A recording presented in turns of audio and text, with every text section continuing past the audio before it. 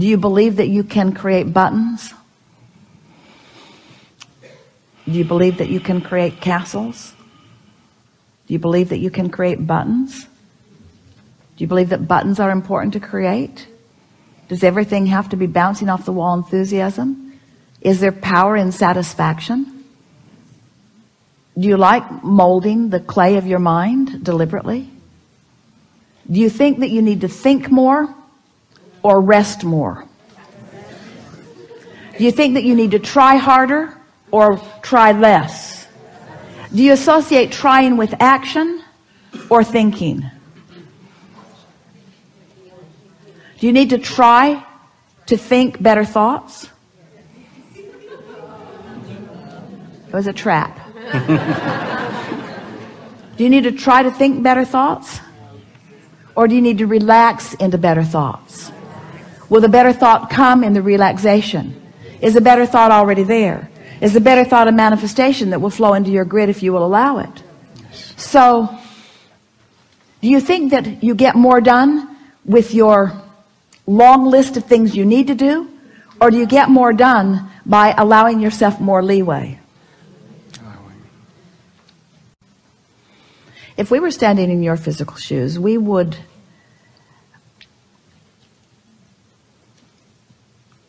decide to be lazy. We're reaching for the perfect word. We would decide to be lazy for a little while. Because in your giving yourself permission to be lazy, you're giving yourself permission to allow your grid to fill in with everything that you've already chosen and put into your vortex.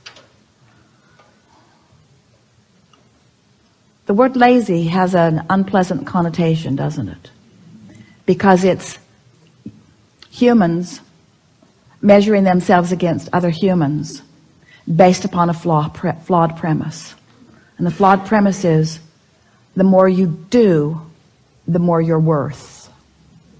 And that is the most flawed of all flawed premises. I'd like to give you the premise that is at the basis of your universe.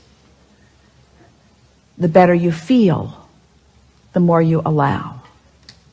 You could not be more deserving. You came as deserving beings into this time-space reality with powerful and clear intent. You've been mixing it up with others and defining what's important, not only to you personally, but important to you on behalf of others. You've included in your vortex the well-being of many others. In some cases, mass consciousness. In some cases, a community. In some cases, a family. But you've included in your vortex a desire for the well-being of far more than your personal self. But it is necessary for you to tend to the well-being of your personal self in order to be a productive advocate for the well-being for anyone else. In other words, you cannot give, or you cannot extend, or you cannot punctuate, or you cannot accentuate, you cannot assist anything that you are not already feeling. Which means, if you are wanting in an altruistic way to be of advantage to everyone you know, you first have got to find a way to be of advantage to yourself. Which means you want to carve out more time to be nicer to yourself. More private time. More time under the bridge. More time where others are not telling you what to do. More time when you are satisfying your own personal intention for things. If we were standing in your physical shoes and someone were to ask you to do something, we would stop in the middle of the request and we would evaluate it completely. And we would say to them, I sincerely desire to accomplish this request that you are offering. And it is my expectation that I will be able to do that since I am in this relationship with you and you are requesting it of me, employer or mate or parent or child or whoever it is. It is my expectation that I will be able to accomplish this. I just have to insert one thing in the foreground of this request. I will accomplish it for you as long as I can first accomplish ease for myself in the process. I really want you to ponder that a little bit.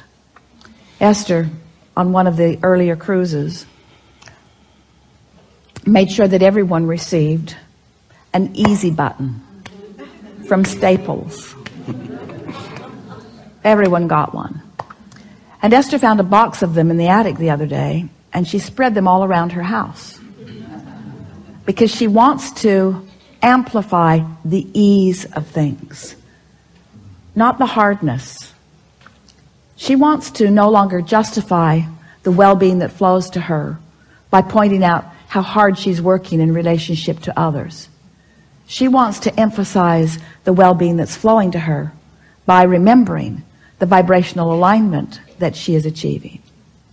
If we were standing in your physical shoes, we would do these things every day and then anything else that you have time for.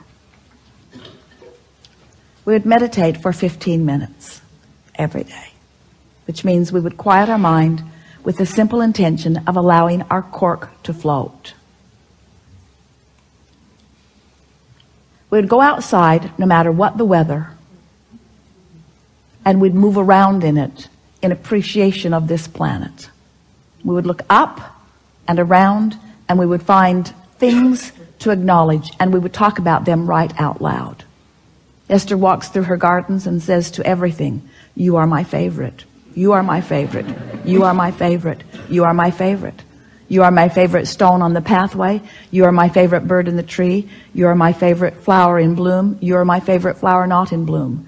You are my favorite tree. You are my favorite bush. You are my favorite frog. You are my favorite frog. You kept me awake all night, but you are still my favorite frog." In other words,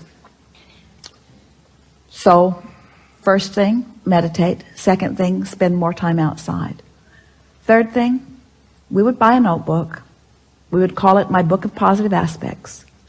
And we would fill at least 3, 4, 5 is even better, pages of positive aspects. 5 different subjects, and write the positive aspects of it. Training your vibration into that upward place. And then there is one last thing that if we were standing in your physical shoes, we would do every single day.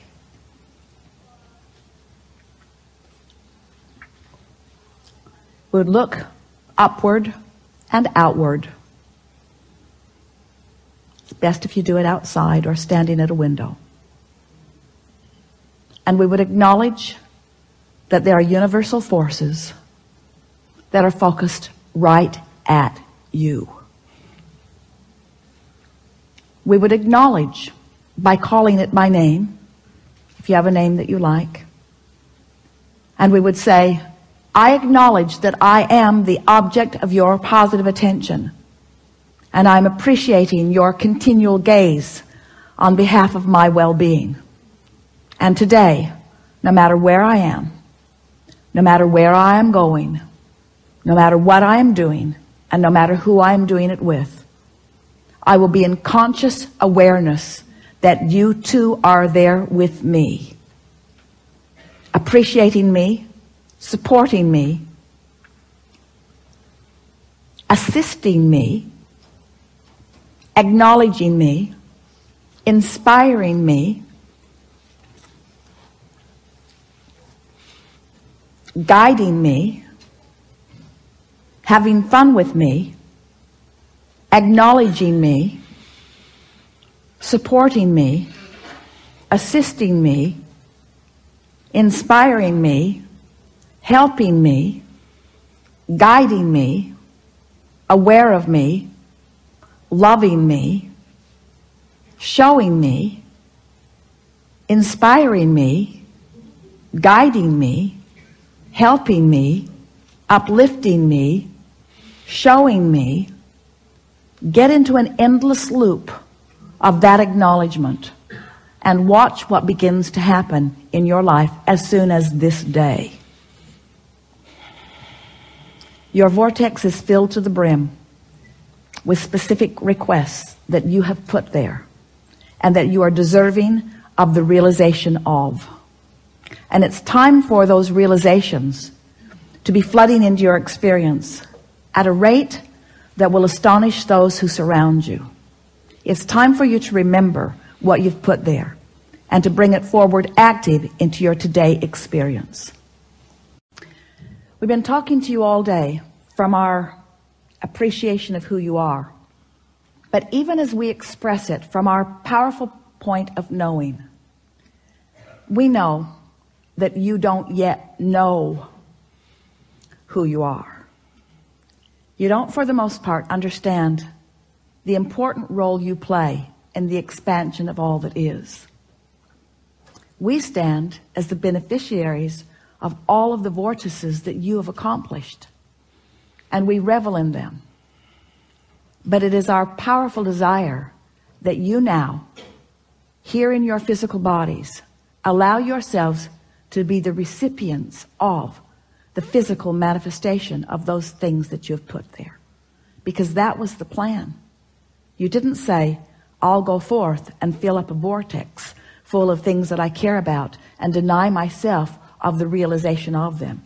You said, I'll go forth and I'll experience the fullness of that, you see.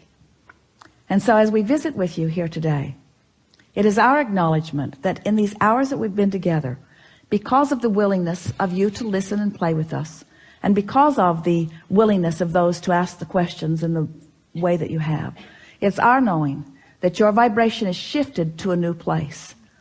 And it is our expectation that your expectation has also shifted to a new place. Your life is forever changed, and we don't say that to everyone. We don't say it every seminar. We don't say it every time, but it is true today. Watch for the evidence of it. There is great love here for you. And as always, we remain in the vortex.